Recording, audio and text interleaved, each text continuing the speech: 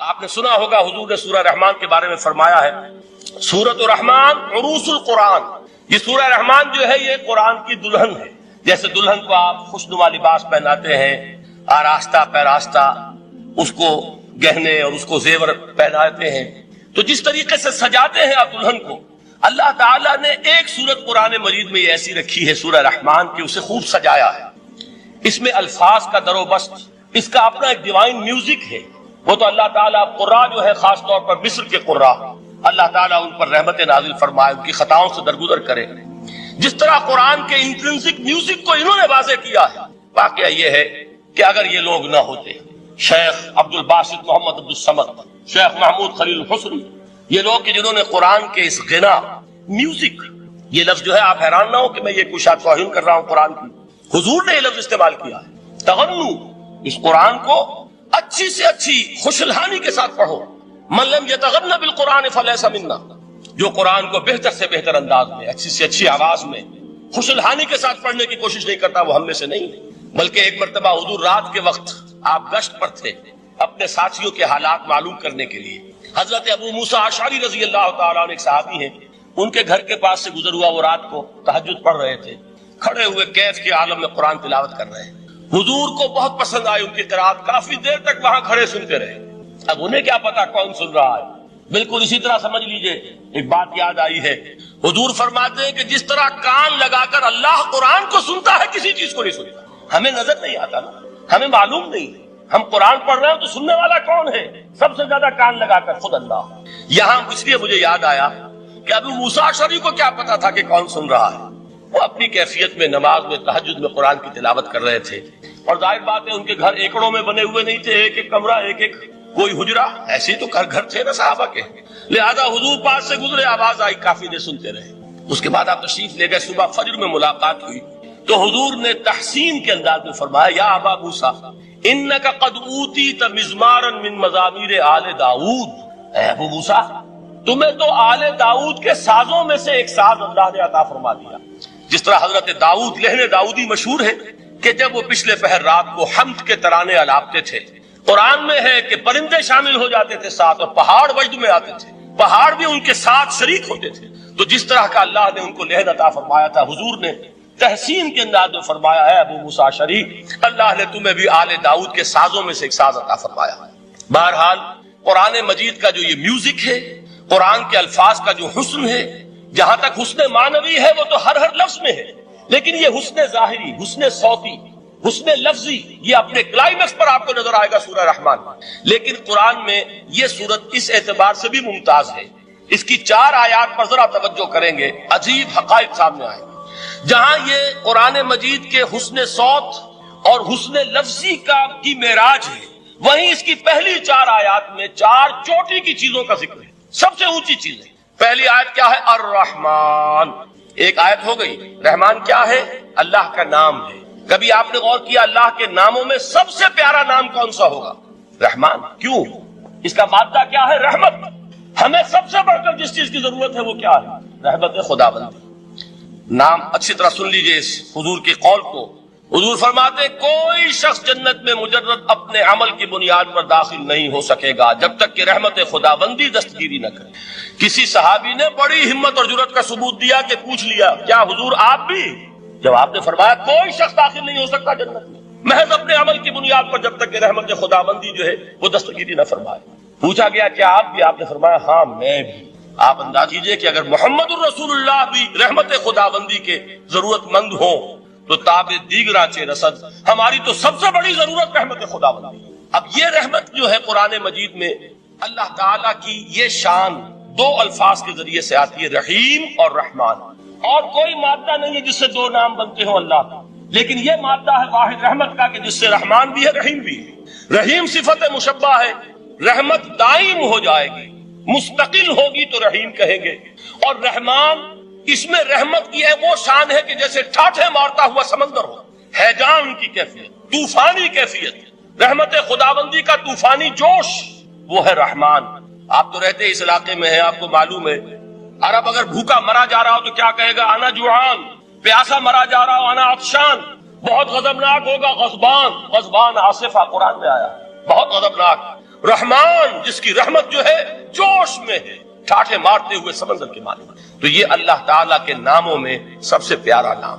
اب آگے چلیے، الرحمن علم القرآن، رحمان نے قرآن سکھایا۔ رحمت خداوندی کا سب سے بڑا مظہر، رحمان کی رحمانیت کا سب سے بڑا مظہر قرآن ہے۔ ان میں جو منطقی ربط ہے اس کو سمجھتے جائیے۔ اچھا آپ یہ سوچئے، جو علم بھی انسان کو حاصل ہوا وہ کس نے دیا؟ اللہ نے۔ سائنس کا علم کس نے دیا؟ اللہ نے۔ علم آدم الاسماء کلھا، وہ علم الاسماء جو حضرت آدم کو دے دیا گیا تھا ازل میں، یہ اسی کا ظہور ہے، یہ اسی کی ایکسفولیشن ہے جو ہو رہی ہے اور ہوتی رہے گی ابھی۔ اور جو اور دوسرے علم ہے وہ کس نے دیا؟ اللہ نے۔ لا یحیطون بشیء من علمہ الا بما شاء، مخلوق میں سے کوئی اللہ کے علم میں سے کسی شے کا احاطہ نہیں کر سکتا مگر وہ جتنا اللہ دینا چاہے۔ لیکن یہ کہ تمام علوم میں چوٹی کا علم قرآن، نوٹ کرتے جائیے، چوٹی کی چیزیں جمع کی۔ اللہ کے ناموں میں چوٹی کا نام رحمان، اللہ نے جو کچھ انسان کو سکھایا اس میں چوٹی کا علم قرآن۔ خلق الانسان، انسان کو پیدا فرمایا۔ سوال یہ کہ حیوانات کو کس نے پیدا فرمایا؟ آسمان کس نے پیدا کیا؟ زمین کس نے پیدا کی؟ میرا مالک اللہ، میرا رازق اللہ، میرا محافظ اللہ، میرا مددگار اللہ، میرا پشت پناہ اللہ، میرا دوست اللہ۔ یہ دوستی ہے اللہ کی جو لب لباب ہے، حاصل ہے ایمان کا، اسی کا نام ولایت ہے۔ اولیاء اللہ کے سروں پر سینگ نہیں ہوتے، جس کے دل میں ایمان راسخ ہو چکا ہو وہی اللہ کا ولی ہے، جسے اللہ پر یقین ہو چکا ہے وہی اللہ کا ولی ہے، جسے یقین ہے اللہ میرے ساتھ ہے، میرا مددگار، میرا پشت پناہ، میرا ساتھی، میرا دوست، میرا محبوب، میرا محب۔ اللہ اہل ایمان سے محبت کرتا ہے۔ واللہ یحب الصادقین، ان اللہ یحب الذین یقاتلون فی سبیلہ صفا کانہم بنیان مرصوص۔ اللہ محبت کرنے والا، اہل ایمان محبوب، اور اہل ایمان محبت کرنے والے اللہ محبوب۔ والذین آمنوا اشد حبا للہ۔ آپ تصور کیجئے جسے یہ رشتہ ایمان یا رشتہ ولایت حاصل ہو جائے، الا ان اولیاء اللہ لا خوف علیہم ولا هم یحزنون، آگاہ ہو جاؤ اللہ کے دوستوں کے لیے نہ کوئی خوف ہے نہ کوئی حزن ہے۔ اور میں بیان کر چکا تھا، خوف اور حزن کے خاتمے ہی کا نام امن ہے۔ زوال خوف، زوال حزن۔ یہ خوف اور حزن کیوں آتے ہیں بار بار؟ اللہ تخافوا ولا تحزنوا، دونوں آ گئے۔ الا ان اولیاء اللہ لا خوف علیہم ولا هم یحزنون، پھر وہی دو۔ وہ کیوں ہے؟ خوف ہوتا ہے کسی مستقبل کی بات کا، یہ نہ ہو جائے، وہ نہ ہو جائے، یہ نقصان نہ پہنچ جائے، یہ تکلیف نہ ہو، یہ غضب نہ آ جائے، خوف ہے مستقبل سے۔ حزن ہے یہ کیوں ہوا، یہ نہیں ہونا چاہیے تھا، یہ میرا فلاں چیز میرے ہاتھ سے جاتی رہی ہے، فلاں موقع نکل گیا، اب بیٹھے ہوئے ہیں اندر ہی اندر کوڑ رہے ہیں، صدمہ ہے اور رنج ہے۔ اور جو اللہ پر ایمان رکھتا ہے وہ جانتا ہے ما اصاب من مصیبت فی الارض ولا فی انفسکم الا فی کتاب من قبل ان نبرأها ان ذلک علی اللہ یسیر لکی لا تعصوا علی ما فاتکم ولا تفرحوا بما آتاکم واللہ لا یحب کل مختال فخور۔ اس زمین میں یا تمہاری جانوں میں کوئی تکلیف، کوئی مصیبت نہیں آ سکتی سوائے اس کے کہ جو اللہ نے لکھ دی ہو، اس سے پہلے کہ وہ ظاہر ہو۔ جس کو یہ حقیقت معلوم ہو گئی اس کو یہ طرز عمل اختیار کرنا چاہیے، جو چیز چھن جائے، جاتی رہے، چھوٹ جائے، اس پر افسوس نہ کرو۔ کس نے چھینی؟ دوست نے۔ دوست کے فیصلے پر شکایت، دوستی کو بٹا لگا رہے ہو، سرے تسلیم خم ہے جو مزاج یار میں آئے۔ اگر دوستی ہے تو پھر تو تمہیں گردن جھکانی چاہیے کہ ہر چہ ساقی ماریخ عین الطاف، جو بھی میرا ساقی میرے پیالے میں ڈال دے اس کا کرم ہے، جو اس کی طرف سے آئے اس پر کوئی رنج نہیں، کوئی صدمہ نہیں، کوئی غم نہیں، کوئی شکایت نہیں، کوئی شکوہ نہیں، اور جو ہوگا وہ اس کے اذن کے بغیر نہیں ہوگا، اور اس کا اذن ہوگا تو یقیناً میرے لیے خیر ہی خیر ہے، چاہے وہ ناگوار شے ہو، بظاہر مجھے اچھی نہ لگ رہی ہو، میری شارٹ سائٹڈنس میں مجھے وہ نظر آ رہی ہے کہ میرے لیے بری ہے، لیکن قرآن نے کہا ہے عسیٰ ان تکرہوا شیئا وہو خیر لکم وعسیٰ ان تحبوا شیئا وہو شر لکم واللہ یعلم وانتم لا تعلمون۔ ہو سکتا ہے تم کسی چیز کو ناپسند کرو، دراحال ہے کہ اسی میں تمہارا خیر ہو، اور ہو سکتا ہے تم کسی چیز کو پسند کرو، دراحال ہے کہ اس میں تمہارا شر ہو۔ اللہ جانتا ہے، تم نہیں جانتے۔ جب مجھے یہ بات معلوم ہو گئی میں نے اپنا معاملہ اللہ کے حوالے کیا۔ سپردم بے تو مایا خیش را تو دانی حساب کم و بیش رہا، اے رب جو تو چاہتا ہے وہ ہو، تیرے علم میں جو شے میرے لیے خیر ہے وہ ہو جائے، میری کوئی پسند نہیں، میری کوئی چاہت نہیں، یہ ہے راضی برضائے رب۔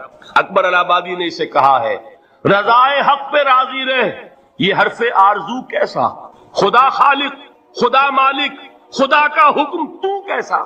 صبر کی ایک تقسیم ہے جو علماء نے، تین بنیادی قسم کے صبر، الصبر علی الطاعہ، اطاعت پر صبر کر، حکم ہے روزہ رکھو، روزہ رکھنا ہے چاہے پیاس سے حلق میں کانٹے پڑ رہے ہو، مئی اور جون کا روزہ ہو، یہ جو ہے صبر علی الطاعہ ہے، اطاعت پر۔ اللہ آپ میں گئے ہوئے سوات کا غان، صبح کا وقت ہے اور آپ کو وضو کرنی ہے، پانی موجود ہے لیکن یخ ہے، ہاتھ لگانے سے بھی انسان خوف کھاتا ہے، اتنا یخ ہے، لیکن جب پانی ہے تو وضو تو کرنا ہوگا، صبر کرنا پڑے گا۔ یہ صبر علی الطاعت کی ایک مثال ہے کہ اطاعت جو ہے اس کے لیے صبر کرنا، جھیلنا، اس کی سختی کو برداشت کرنا، اس میں جو تکلیف ہو، اللہ یہ کہ انسان بیمار ہو اور اندیشہ ہو کہ اتنے ٹھنڈے پانی کے استعمال کرنے سے جان جانے کا اندیشہ ہو، وہ بات دوسری ہو، لیکن ایک آدمی صحت مند ہے، کوئی ایسا عذر نہیں ہے، کوئی بیماری نہیں، تو اسے بہرحال وضو کرنا پڑے گا، اس لیے کہ وضو جو تیمم کی شرط ہے کہ پانی موجود نہ ہو، وہ شرط یہاں پہ نہیں ہے، پانی تو اویلیبل۔ تو صبر علی الطاعہ، اطاعت پر صبر، تمام احکام جو ہے شریعت قانون پر عمل کرنا۔ اب صبح کا وقت ہے، ابھی آپ کو بڑی بسا اوقات ہوتا ہے، آپ کا بھی تجربہ ہوگا، کوئی مریض ساری رات کراہتا رہا، فجر کے قریب آ کر غصہ ہو جاتا ہے، یہ بڑی ٹھنڈی جو ہے وہ نیند ہو صبح کی۔ اسی لیے اقبال کو جواب شکوہ میں جو اللہ تعالیٰ نے فرمایا تھا، کس قدر تم پہ گراں صبح کی بیدار، ہم سے کب پیار ہے، ہاں نیند تم صبح کا اٹھنا تو تم پر بہت۔ یہ صبر علی الطاعہ، صبر علی الطاعہ ہوگا کہ کچھ بھی ہے، بہرحال فجر ہو گیا ہے، اٹھنا ہے، لازماً اٹھنا۔ یہ ٹھنڈی ٹھنڈی جو ہوا چلی، ایک سخت گرمی کا موسم ہو، حبس میں رات گزری ہو، صبح کے وقت کوئی نسیم سحری تھوڑی سی چلے گی اور ایسی لوریاں دے گی، ایسی تھپیاں دے گی کہ آدمی جو ہے وہ چاہے گا کہ بس میں اب آرام کروں، اٹھنا ہے، نماز فرض ہے۔ تو الصبر علی الطاعہ۔ دوسرا صبر ہے الصبر عن المعصیہ، معصیت سے رک جانا صبر۔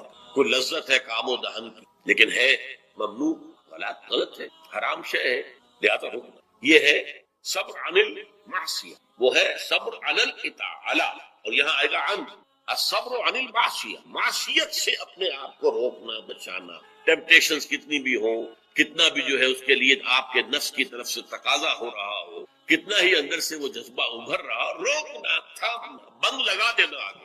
تیسرا صبر ہے صبر علی البلاء یا صبر علی الایذاء، آزمائش پر صبر کرنا اور ایذا پر صبر، اور صبر عن الطبع، یہ صبر علی البلاء جو ہے، اللہ تعالیٰ جو امتحان لیتا ہے انسان کا، ابتلاء، آزمائش، اللہ کے راہ میں جہاد کرنے میں ابتلاء آ رہا ہے، آزمائش آ رہی، جان دینا پڑے، مال دینا، یا اور اسی طرح سے اللہ کی طرف سے آزمائش آ گئی ہے، آپ پر کوئی مصیبت آ گئی، آیا اس میں آپ صابر رہتے ہیں یا اول فول بکنا شروع کر دیتے ہیں اللہ کے خلاف؟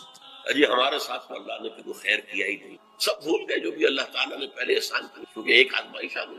تو صبر علی البلاء، اب اس کے دو حصے ہیں جو میں نے بیان کیے، ایک ہے صبر علی الایذاء، آپ اسلام کی دعوت دے رہے ہیں، کوئی آپ کو ایذا پہنچاتا ہے، سخت ایذا، یہ ایذا وربل بھی ہو سکتی ہے، یہ ایذا فزیکل بھی ہو، وربل ایذا پاگل ہو گئے، تمہارا دماغ خراب، تمہاری عقل الٹی ہو گئی، اونی ہو گئی، تم کسی برے، کوئی بری جو روح ہے اس کے زیر اثر آ گئے، کوئی جن تمہارا پر قابض آ گیا، شیطان، یہ کیا ہو رہا ہے؟ وربل زبان سے، اور ایک یہ کہ مارا جائے، پیٹا جائے، جیل میں رکھ دیا جائے، بھوکا رکھا جائے، اور ایک اسی کا مرحلہ آتا ہے ذرا بعد میں، جب وہ غلط معاشرہ اچھی طرح ٹھوک بجا کر دیکھ لیتا ہے کہ یہ ایذا سے تو یہ باز نہیں آئے، اپنی جمے ہوئے ہیں، ٹکے ہوئے ہیں، ڈٹے ہوئے، تو پھر کوئی لالچ نہیں، دیکھو ہم تمہیں اپنا بادشاہ بنا لیں گے، تم یہ بات چھوڑو، دیکھو ہم تمہیں قریش کی جس عورت کی طرف اشارہ کر دو جس کا حسن تمہیں اچھا لگے، ہم اس سے شادی کریں، تمہیں جتنا مال و دولت چاہیے تمہارے قدموں میں ڈال دیں گے، تمہارے بتوں کو برا کرو، یہ دیکھو یہ بات۔ اب یہ تباہ ٹیمپٹیشن کے مقابلے میں رکنا،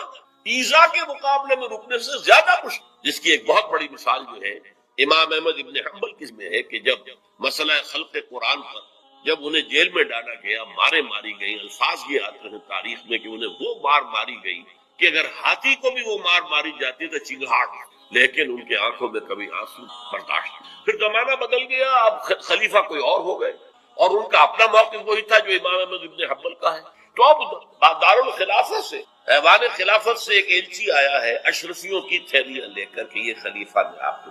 اس پر حضرت امام احمد بن حنبل رو پڑے، اے اللہ میں اس آزمائش کا اہل نہیں. یہ آزمائش 70 ہے اس مار سے کہ مجھے جیل کے اندر اس سے رکنا بہت مشکل. تو میں نے یہ صبر کی قسمیں آپ کو گنوا دی.